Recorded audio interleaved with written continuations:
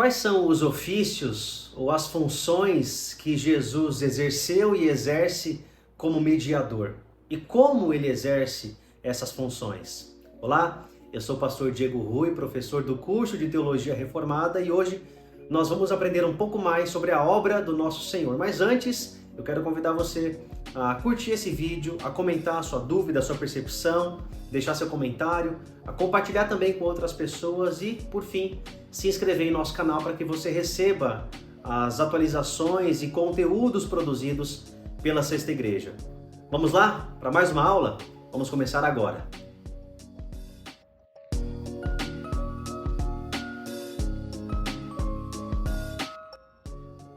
Seja muito bem-vindo a mais uma aula do curso de Teologia Reformada oferecido pela Sexta Igreja Presbiteriana de Uberlândia. É muito bom ter você aqui, você que nos acompanha, que tem assistido, maratonado as aulas, que bênção, que alegria. Eu espero que você esteja sendo edificado por essas aulas e nós estamos nas últimas aulas trabalhando o assunto Cristologia, o ensino bíblico sobre a pessoa e a obra do Senhor Jesus. A essa altura, nós já vimos um pouco sobre a pessoa de Jesus, a sua função enquanto mediador, como nosso representante, o segundo Adão. Falamos um pouco sobre as naturezas de Jesus, a pessoa teantrópica de Cristo. Falamos também sobre o Senhor Jesus tendo nomes e títulos que descrevem quem Ele é e a sua função.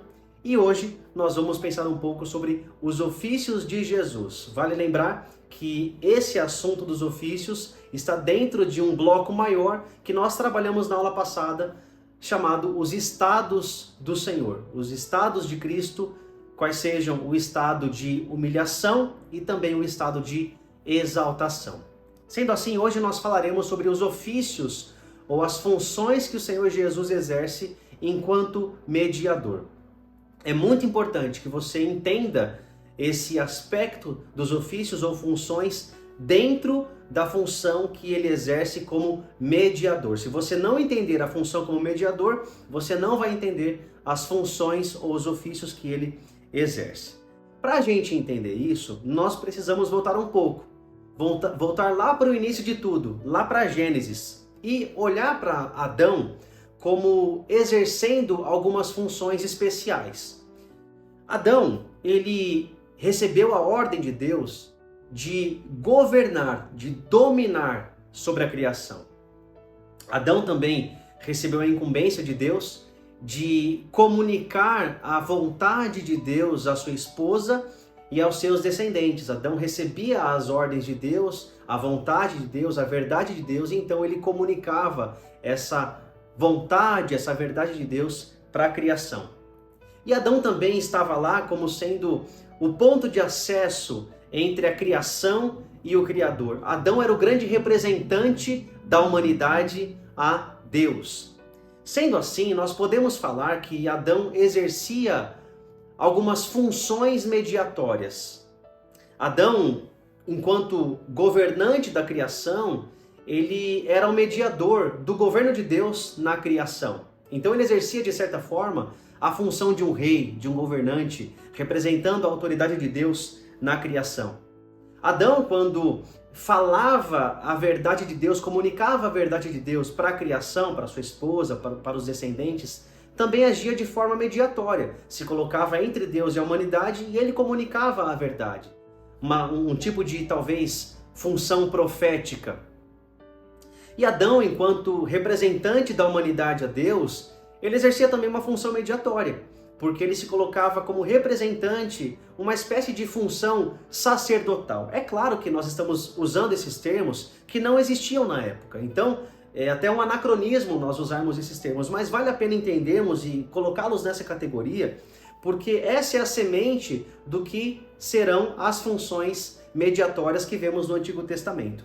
Mas, antes de chegarmos mais para frente no Antigo Testamento, vale a pena só entendermos esse aspecto de Adão exercendo essas funções em nome de Deus, mas você sabe que Adão pecou, se rebelou contra Deus, e então o pecado trouxe também uma perversão nessas funções mediatórias que Adão exercia. Se Adão exercia uma função real, dominando a criação em nome de Deus, agora com o pecado, Adão ele passa a ser dominado pelo pecado, pela criação, passa a ser subjugado uns pelos outros, a humanidade passa a ser escrava ao invés de dominar. Adão antes falava a verdade de Deus para a humanidade, mas agora o pecado traz uma perversão e ao invés da verdade, o ser humano está preso na ignorância e na mentira. Quando comunica alguma coisa, comunica de forma errônea. Outro aspecto interessante, Adão tinha acesso livre à presença de Deus, mas agora com o pecado não há mais acesso, há exclusão, há distância. Então nós podemos dizer que o pecado trouxe uma perversão, uma corrupção dessas funções mediatórias que Adão exercia. Quem diz isso de forma muito boa é o teólogo Wayne Grudem, em sua sistemática, quando ele diz assim: os seres humanos decaídos não mais exerciam a função de profetas, pois acreditavam em falsas informações acerca de Deus e falavam falsamente sobre ele para os outros. Não mais tinham acesso sacerdotal a Deus, pois o pecado os havia afastado da sua presença. Em vez de reger a criação como reis, estavam sujeitos aos rigores da criação e eram tiranizados por inundações, secas e terra improdutiva, bem como por tiranos humanos. O caráter nobre do homem, como Deus o havia criado, de ser um verdadeiro profeta, sacerdote e rei, perdeu-se com o pecado. Então o homem não tinha mais acesso à presença de Deus como sacerdote, não mais falava a verdade de Deus, não tinha mais acesso à verdade de Deus porque foi excluído da sua presença e também não tinha mais acesso à presença. Então as funções real, profética e sacerdotal, se é que nós podemos dar esse nome, foram corrompidas com o pecado. É por isso que um dos conceitos centrais do Antigo Testamento é o conceito de mediação. Sabendo dessas necessidades do ser humano, Deus escolhe mediadores, pessoas que se colocavam entre Deus e a humanidade, para suprir de forma temporal essas carências.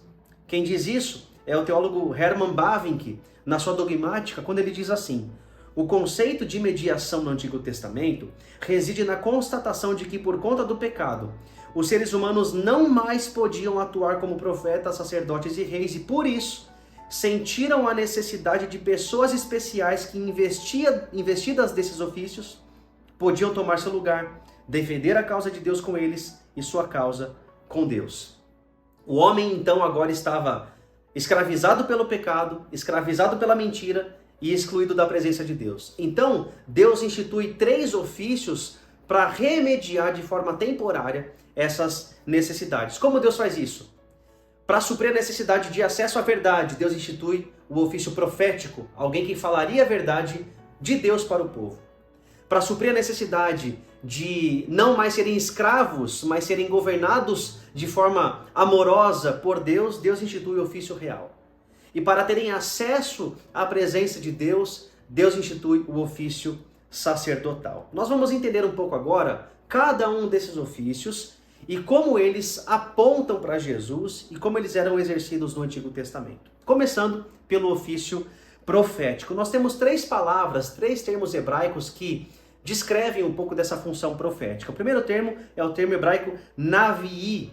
E o termo navi, ele tem 2 sentidos, um ativo e um passivo. No sentido ativo, ele significa orador, arauto, profeta, alguém que fala.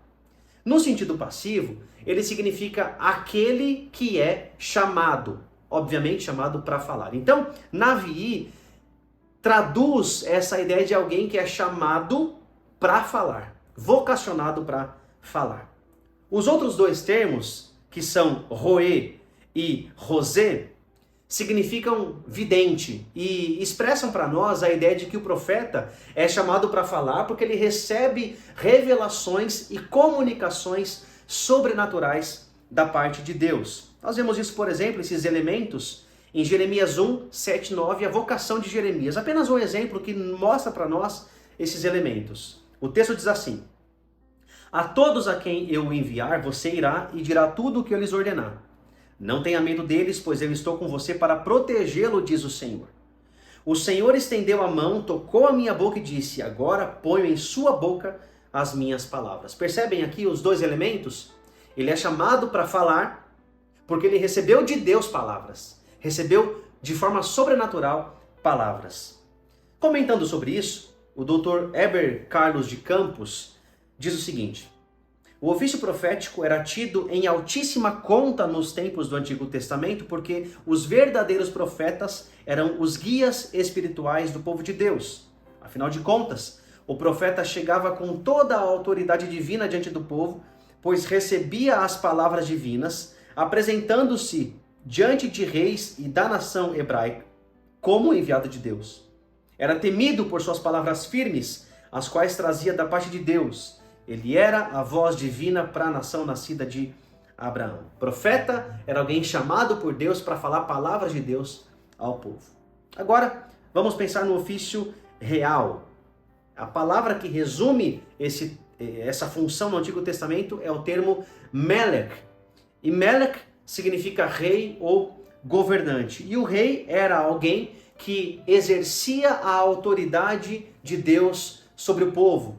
Ele era um subregente, um vice-regente, um governante que não governava em seu próprio nome, mas governava em nome de Deus, a fim de que o povo experimentasse a liberdade de ser conduzidos pelo próprio Deus.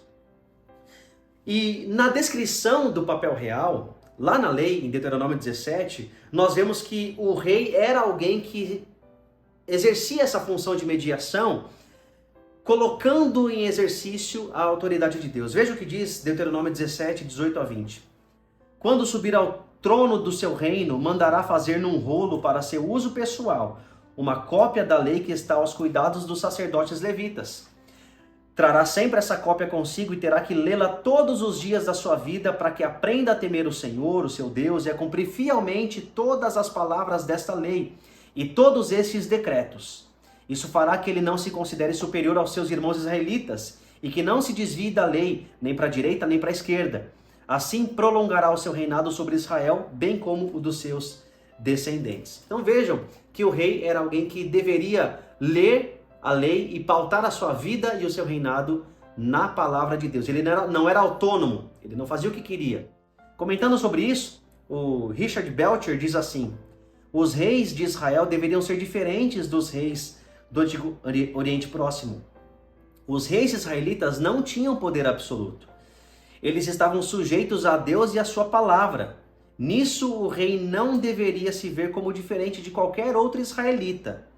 Seria abençoado se obedecesse à lei de Deus, deveria viver na dependência de Deus para conduzir seu reino e não deveria confiar nas coisas que os demais reis confiavam, nem demonstrar sua glória e poder. É por isso que o R.C. Sproul diz que o rei era um mediador porque estava sob a lei de Deus e ajudava a manter e estabelecer a lei de Deus para o povo. Então o rei era um mediador da autoridade de Deus para o povo. Por fim, o ofício sacerdotal, descrito pelo termo hebraico Kohen. Kohen indicava alguém que era separado exclusivamente para funções religiosas. E o texto que nos ajuda a entender um pouco da função de um sacerdote é Hebreus capítulo 5, versos 1 a 3, que diz assim: todo sumo sacerdote é escolhido dentre os homens e designado para representá-los em questões relacionadas com Deus e apresentar ofertas e sacrifícios pelos pecados. Ele é capaz de se compadecer dos que não têm conhecimento e se desviam, visto que ele próprio está sujeito à fraqueza. Por isso ele precisa oferecer sacrifícios por seus próprios pecados, bem como pelos pecados do povo. Então nós temos aqui um resumo da função de um sacerdote. É claro que ele fazia mais coisas. Exemplo, Levítico 10 diz que a função do sacerdote era ensinar a lei.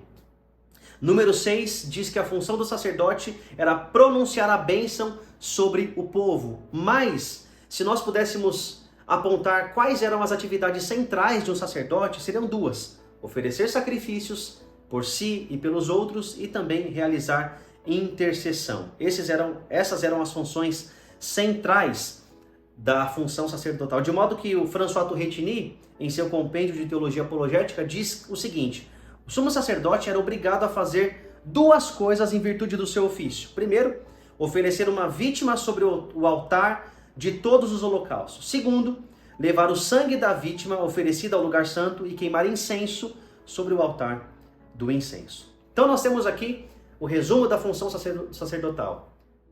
oferecer sacrifícios e fazer intercessão. Vejam, irmãos e irmãs, que nós temos então 3 ofícios que buscam sanar as 3 maiores necessidades do ser humano. Como diz o Packer, cada ofício operava a mediação de uma forma específica.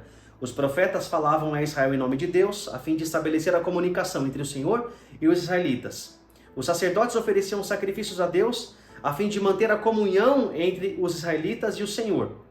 E os reis governavam o povo, a fim de representar o Senhor aos israelitas. Agora, é claro que essas funções eram temporárias, porque os sacerdotes, profetas e reis eram falhos, eram imperfeitos. Nós temos inúmeros exemplos de reis que pecaram, profetas que pecaram, sacerdotes que pecaram. Então, no Antigo Testamento, havia uma expectativa de que surgiria um profeta, um rei, um sacerdote perfeito, alguém melhor do que esses que existiam, porque esses eram incapazes de cumprir perfeitamente as suas funções. Então nós temos no Antigo Testamento a expectativa messiânica, a expectativa de que esses homens que eram ungidos e separados para esses ofícios seriam representados um dia, ou teriam seu papel cumprido de forma cabal e perfeita por um ungido. Então veja em relação ao ofício profético que nós temos uma expectativa muito grande de que surgiria um profeta maior. O próprio Moisés diz isso em Deuteronômio 18:18. Levantarei no meio de vocês, dos seus irmãos, um profeta como você. Porei minhas palavras na sua boca e ele lhes dirá tudo o que eu lhe ordenar. Outro texto, Isaías 61, palavra do próprio ungido. O Espírito do Senhor, soberano, está sobre mim, porque o Senhor ungiu-me para levar boas notícias aos pobres. Enviou-me para cuidar dos que estão com o coração quebrantado, anunciar liberdade aos cativos e libertação das trevas aos prisioneiros, para proclamar o ano da bondade do Senhor e o dia da vingança do nosso Deus. Percebe aqui a ênfase em proclamar, em falar? Ele é ungido para falar.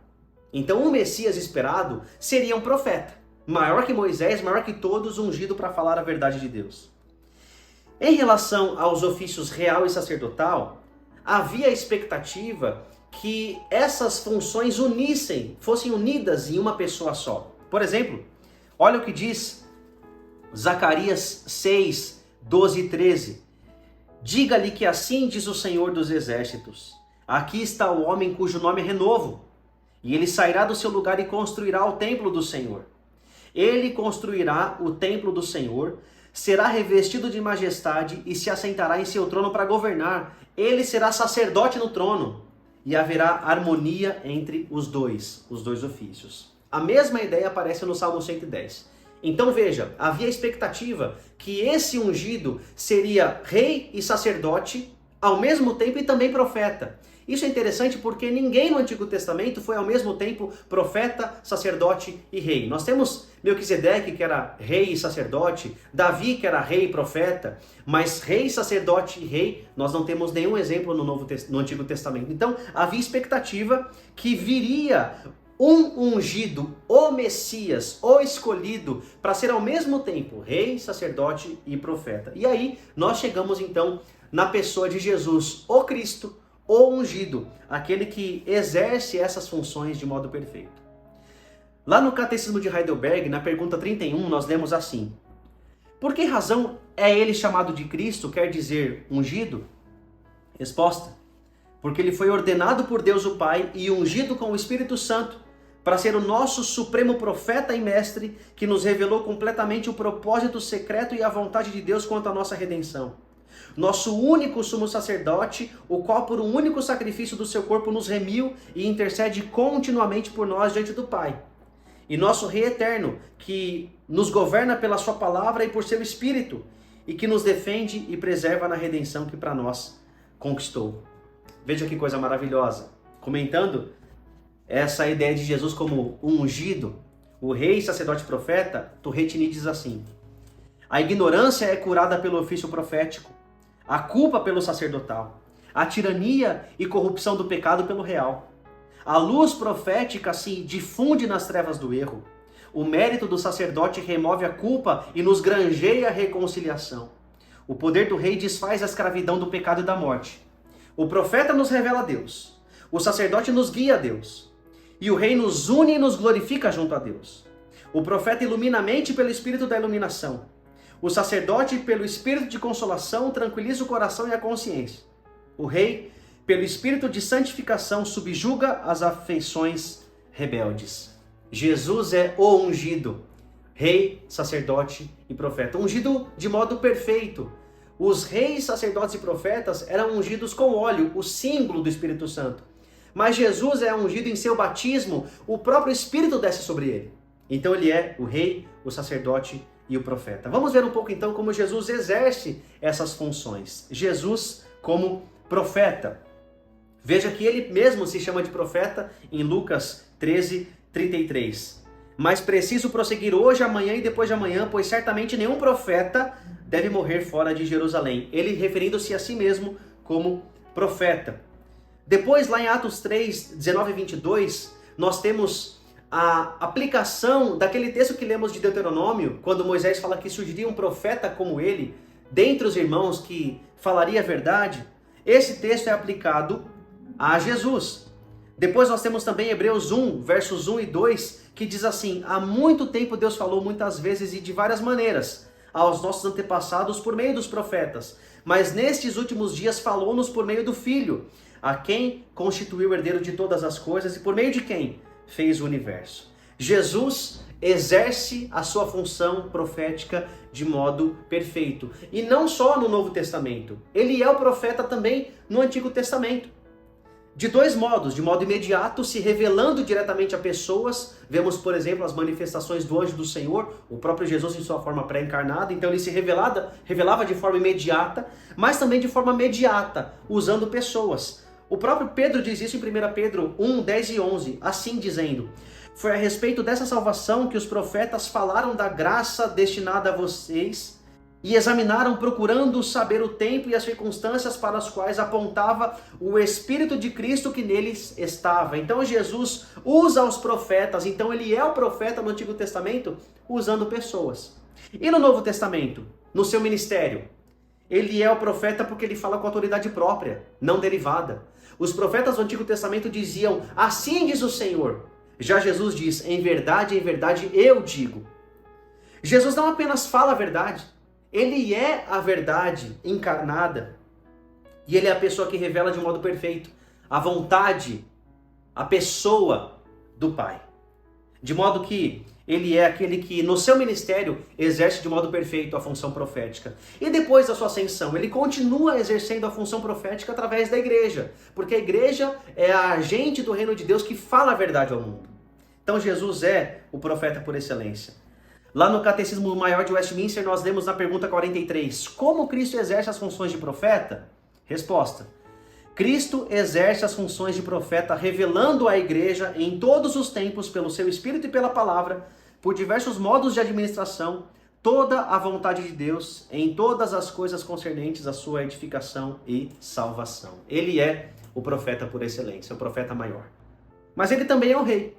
E vamos pensar um pouco agora em Jesus exercendo a sua função real. Jesus, lá em João 18, se descreve como rei. Ele fala assim para Pilatos, no verso 36, o meu reino não é deste mundo. Se fosse, os meus servos lutariam para impedir que os judeus me prendessem.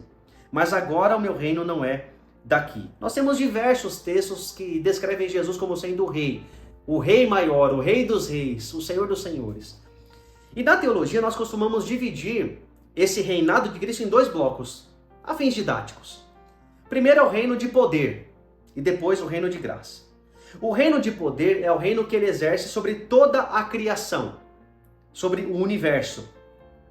E esse reino de poder é interessante porque, se nós pensarmos em Jesus como sendo a segunda pessoa da Trindade, ele sempre reinou sobre tudo. Ele sempre, como Deus, reinou sobre a criação, sobre o universo. Mas ele recebe autoridade após a sua ressurreição. Ele diz isso: foi-me dada toda a autoridade no céu e na terra. Então, em que sentido ele recebe a autoridade sobre a criação, se ele já tinha? Pois bem, ele recebe a autoridade não apenas como segunda pessoa da Trindade, mas como Deus homem, como mediador, como representante.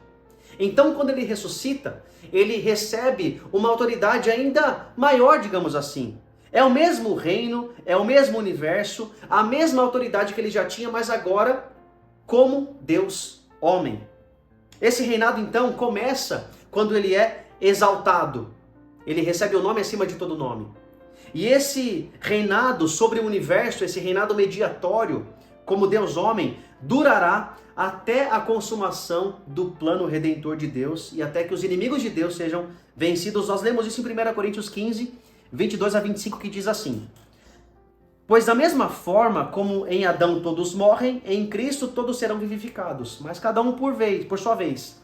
Cristo primeiro, depois quando ele vier, os que lhe pertencem. Então virá o fim, quando ele entregar o reino a Deus, o Pai, depois de ter destruído todo domínio, autoridade e poder. Pois é necessário que ele reine até que todos os seus inimigos sejam postos debaixo dos seus pés. Então esse reino mediatório é um reino que tem data de validade, digamos assim. Ele começa na exaltação e ele terminará quando tudo for consumado e Cristo entregará então o reino ao seu Pai. O segundo bloco, a segunda divisão desse ofício real é o reino de graça. E esse reino de graça se aplica à igreja, ao povo eleito do Senhor. E esse reino de graça, ele se baseia na obra da redenção. Por isso, ele é espiritual, não é físico. E ele é tanto presente quanto futuro. É um reinado que, diferentemente do reinado de poder, não terá fim. Cristo sempre reinará sobre o seu povo, sobre os eleitos. Então ele se relaciona com a igreja e por isso ele é superior ao reinado de poder, porque não tem data de validade, ele sempre existirá. Cristo reinou sobre o seu povo também no Antigo Testamento. No Antigo Testamento, ele reinava de modo imediato, ou seja, sem meios, diretamente no coração dos seus eleitos e também de modo imediato através dos juízes e depois dos reis. No seu ministério, ele também exerceu a sua realeza. Como? Nas suas palavras de autoridade, nas curas, nos exorcismos, dominando sobre a natureza, vencendo a morte. Então Jesus, no seu ministério, mostrava o seu governo, o seu reinado.